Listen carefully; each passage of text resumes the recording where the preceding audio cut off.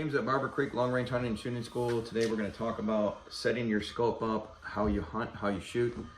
If you shoot off a bench all the time, then you can sit up, and this is what most people do to get your eye relief. Slide the scope back and forth for eye relief. I don't do that.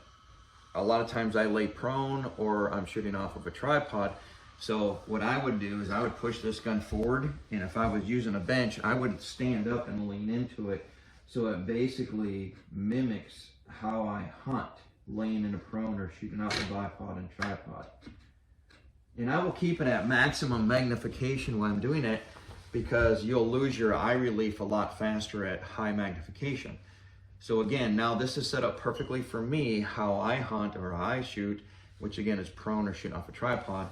So I might have to force my head a little bit forward off the bench, but I don't normally shoot off a bench. So that's how I set up the scope initially. As far as getting the scope level, I don't use that whole level system. I take the gun, get it as vertical as possible, the stock, look through it, and then what I'm going to do is when it feels comfortable, the gun, not even looking through the scope right now, I'm looking at the scope rail, and then I will adjust the crosshairs till they look nice and level to me, which they do right now, and at that point I will go ahead and snug this up. So I'm going to snug it, and then double check it, because a lot of times when you tighten up the rings, it ends up moving the scope. Let me check it again. Okay, looks really good. I'm going to go ahead and torque it at 28 inch-pounds, and then from there I'm using these fix-it sticks. Then I'm going to check my levels and make sure they're good. So let me go ahead and torque this up real quick, and then we're going to get back and I'm going to show you how to actually set the zero stop inside of this scope, and then we're going to reset our zero. All right, now every scope's different. This is a Trijicon 10 mile. It's got one type of mechanical zero stop. The Night Force is a little bit different, but they all got a clutch. And the way this works is you're going to take it down to zero stop or wherever it physically stops at. All right, and then what I'm going to do is I'm going to loosen the cap, and then I'm going to lift the turret off, and I'm going to go on this zero stop, which is a clutch right here, and there's 4 screws. Gotta find them, they're so small. And then what I'm going to do is make sure they are loose. So that one's loose, and that one's loose, and now that one's loose. So once you loosen them, you can spin it by hand, or you can take it off completely. I take it off, I put my turret back on, and then what I'm going to do at this point, now this is a little different situation, but what I did is I took off the standard rings and I put 20 MOA, so I know, this gave me more minutes of angle. I know I got to come down about 20 minutes. So, all right, so I brought it down about 20 minutes, and then what I'm going to do is I'm going to shoot it at 100 yards, find my impact, and then I'm going to shoot one bullet hole and then move my crosshairs to that bullet hole, and then I'm going to shoot another one. What I'm trying to do is, like I talked about in the last video, which is how to properly zero your gun. I'm trying to hit the same bullet hole. Once I do, I'm going to take the turret off. I'm going to put the zero stop on, bring it all the way down till it stops, tighten it, put this on zero, the number 0, and I have zeroed my turret and set my zero stop. All right, so I'm going to go ahead and do that. So stand by, and then I'm going to put, again, a few shots down range and get this zeroed. You'll see it on film. So let's get our initial shot down range. I do know, since this is a 20 MOA rail, it gives me 20 minutes back, that I had to bring this down, and I zeroed this all the way till it stopped the actual turret. So I ran out of MOA period in the erector tube, and then I brought it up about 10 minutes, well, 8 minutes to be exact. So let's get a first shot down range. Again, I always shoot at a plain white piece of paper. You can see there's a group that's been shot before, so I'm going to aim just to the right. I'm going to aim in the middle of the paper. And you can see where my first shot is, and I can see I'm about 8 inches or so higher than where I was aiming. So let me bring it down. Okay, let me shoot one more. So what I'm going to do is I'm going to aim at that impact it just made. Okay. And stand by while I get it. Level looks good. There we go.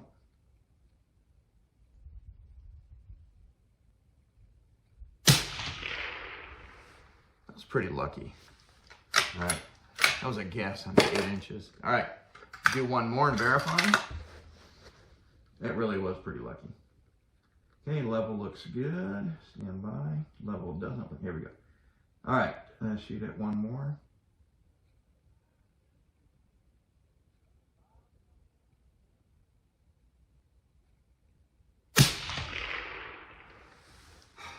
Man, I'd say we're there. That was the easiest zero I've had to do when I put on the rail. All right, so I'm gonna pull off the turret. I'm gonna put on the actual zero stop, turn it until it physically stops, take my Allen wrench, if I can find it, and then what I'm gonna do is I'm going to lock this in place. Let me get it in there. Okay. And once I lock this in place, or screw it down and tighten it, there's one. You don't have to over tighten these, by the way. They're just a zero stop. And tighten down this one. And there's 3 of these actually, not 4. I think I said 4 last time. All right, at this point, I'm gonna physically put my zero stop and my zero mark on the turret on 0. Lock this in place, and guess what? We are now zeroed at 100 yards. Put my windage cap back on again. And I am physically zeroed, and my zero stop stops at 0. My gun's now 0, so now I can run my ballistics and take it out to 1,000 yards or whatever I need to do for my ballistic truing. Okay, so here we go. We're gonna go ahead and go to 700 yards. I'm going to rangefinder real quick and check the wind, and it is still set at a 3-mile-an-hour wind from 9 o'clock. So I look through the scope real quick, and I'll do it one more time. Back focus. Waves are at 50 degrees at basically 3/4 value, or what I call medium wave. So it's a 3.4 mile an hour. We're just going to use a 3. I'm going to go to 700 yards. So stand by real quick. And okay, 16.5 minutes. Check parallax. Okay. Let's go ahead and get a shot down range. Now, this has already been programmed before, so the ballistics aren't going to be off. Really, the only thing I did different is because I got a different scope mount, my sight height is probably higher. Well, it is actually. So what I did is I went in the ballistic program, and I'll do a quick screen video and show you this. And I measured from the center of the scope, or where the center of the erector tube, to the center of the barrel, and I got that sight height and put it in here, so that way it corrects for that angle. So real quick, let's go ahead and go to 700 yards. And here we go. We'll give it a 1.5 minutes left wind.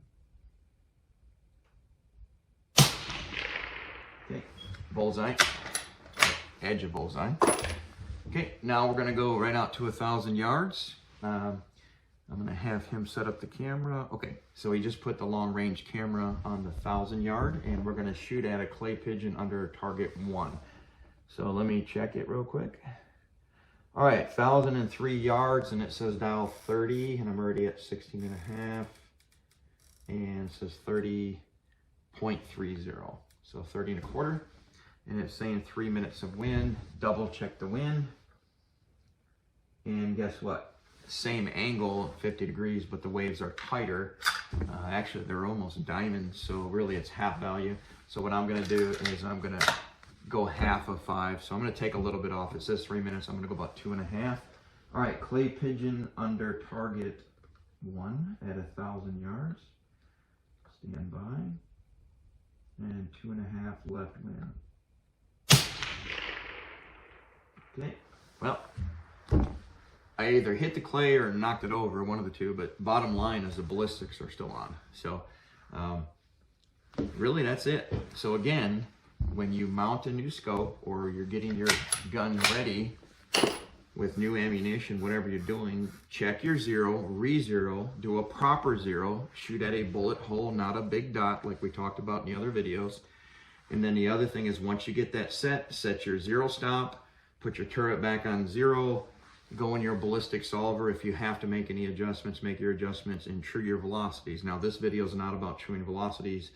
If I had to true my velocities, I really would have done it. Truing velocities is simple. You listen to the rangefinder, dial what it says. If you're 2 or 3 inches high, bring it down a quarter minute, shoot until you hit what you're aiming at, go in the ballistic program and say, I shot at 1,000 yards. It really took me 29 minutes to get there. The ballistic solver backs into the algorithms and changes your velocity. It's called truing velocities, and then you're up and running.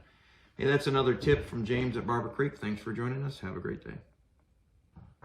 Barber Creek's Long Range Hunting School provides you the skill set to ethically make shots well beyond 800 yards. With one of America's top long-range instructors, a climate-controlled classroom and shoot house, we're able to teach all year round. We offer luxurious sleeping accommodation and full-course meals for our clients, making us America's premier long-range hunting school. Contact us at 334-845-0000 or www.barbercreek.com.